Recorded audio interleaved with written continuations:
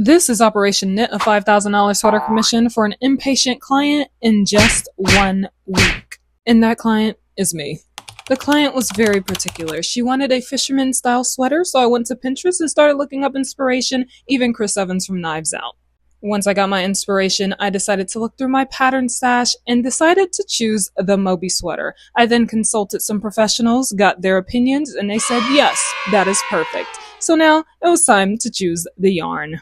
The client was very picky. She didn't want it to be too soft. She didn't want it to be too rough. She didn't want it to be too fuzzy. She didn't want it to be too plain. And I was just like, dude, I only have so many different yarns in my stash, okay? Can't be that picky. So then I decided to choose this beautiful buttery yellow since it was trending. The next hurdle was choosing a needle set. I had a bunch to choose from, but I had to make sure it was perfect so that I could have an enjoyable knitting experience, okay? Especially if I was going to knit for someone as impatient as this client. But in the end, I went with my Lick of Cypress, and now it's time to start the project.